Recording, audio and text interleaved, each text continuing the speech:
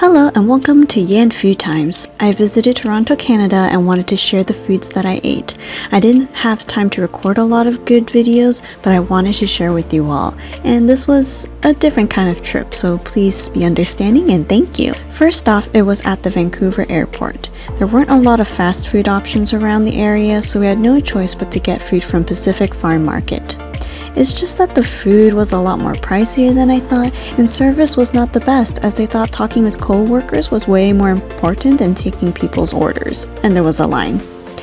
We ordered the margarita pizza for around $17. Though it was pricey for the size, it was fresh as I saw them bake it, and it had a nice light amount of cheese with the fresh tomatoes and basil. We also had ham and cheese sandwich to eat on the plane, around $13. It was alright. The ham was not too salty, or maybe because we were in higher elevation. It came with mustard and mayo, which was nice too. The bread did get a bit soggy, but the portion was very filling and the vegetables were fresh. Stayed at Monte Carlo and our deal came with breakfast. It had the basics such as eggs, pastries, fruits, bagels, toasts, coffee, tea, oatmeal, and yogurt. I mean, it's enough, but nothing was outstanding. I think their coffee and yogurt were my favorites, and their fruits were always fresh.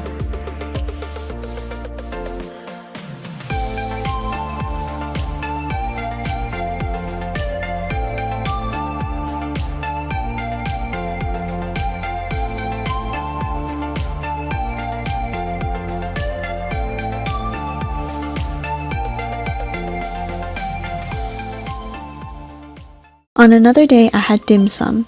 I sadly don't know where my relatives got it, but it was alright.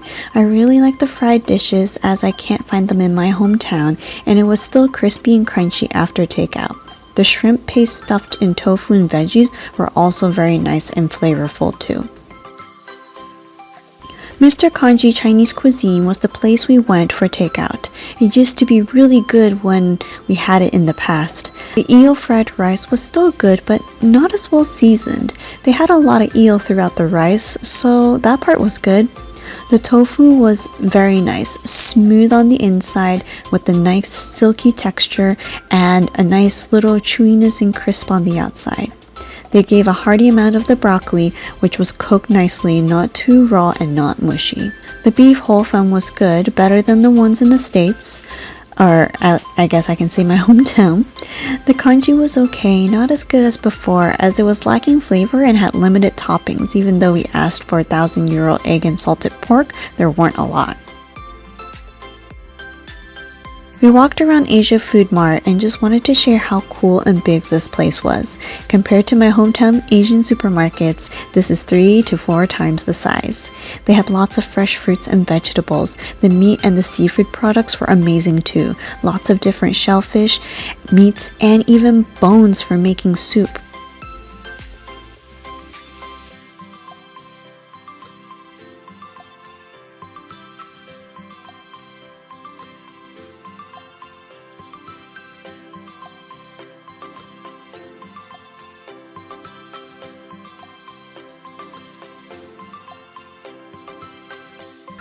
I strolled through the endless noodle and snack aisles. There were lots of good things to eat and try. They even had a Japanese section, which made me want to buy everything.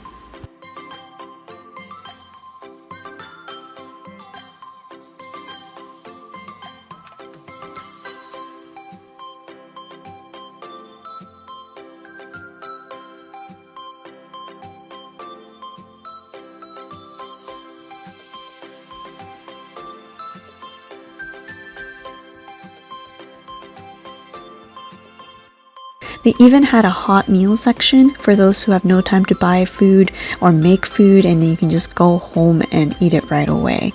Not sure if it's good, but there's a huge variety. This was a very fun mart to walk around.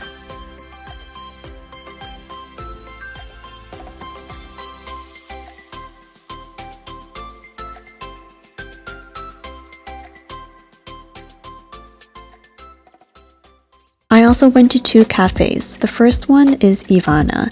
It had very fine patisserie. It was on the pricier side, but the quality and presentation were lovely.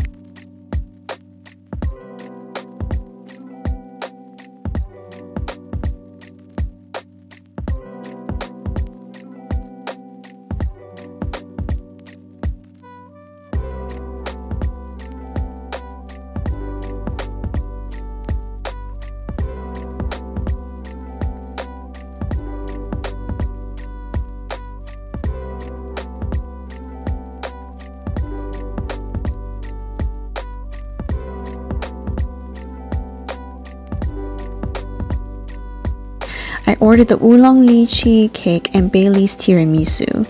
Both were very light and not too sweet. However, I personally thought the oolong lychee combo flavor was so-so. The tiramisu was good, but I wish I had more tiramisu part, like the cake part, because the white top part was very light in color and in taste, and yeah, it was just very subtle. I also ordered a small cappuccino. It was strong, but the price was a bit more than I expect for the size they gave me. The other cafe we went to was called Kanae. This place is known for their choux and sponge cakes.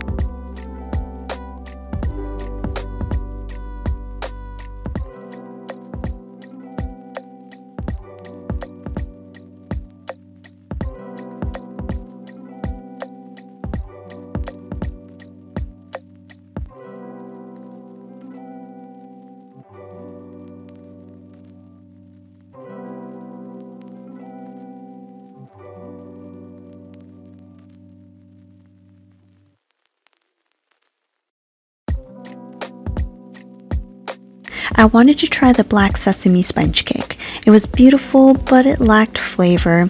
It didn't have enough sesame flavor. Only the top part that was under the mochi had the most flavor. The texture was nice and soft, but I didn't think it had enough flavors.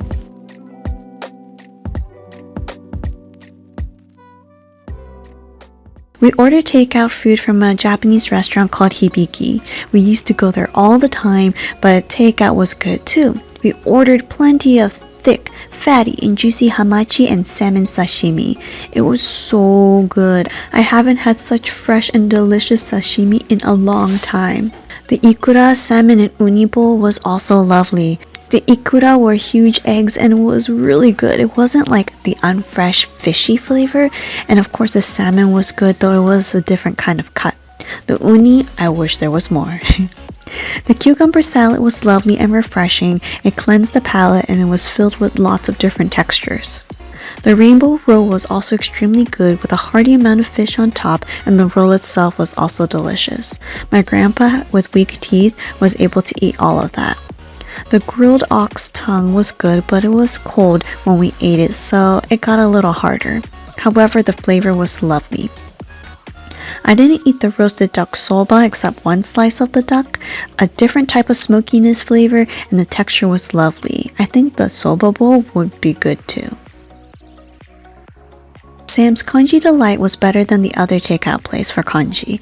We ordered various kinds of congee and they were all flavorful and had a lot of toppings. We also ordered sweet and salty Chinese donuts that went really well with the congee. Both were crispy, crunchy, and delicious.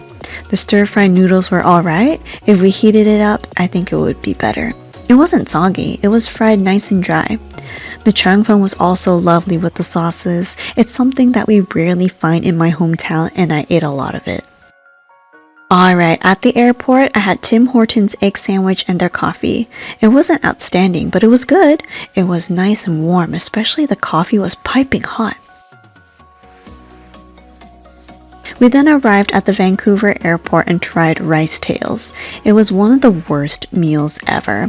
I ordered vermicelli with sweet garlic sauce and it was so sweet. It was unfortunate because the vermicelli was cooked nicely with the veggies. The sauce was just too sweet. My parents had other sauces and it was incredibly salty and it was almost inedible. Well, that's my food adventure. Not the typical travel foodie adventure, but I'm still thankful that I was able to try different things. Have you been to Toronto? What are your recommendations? Please share, and thank you for watching Yan Food Times.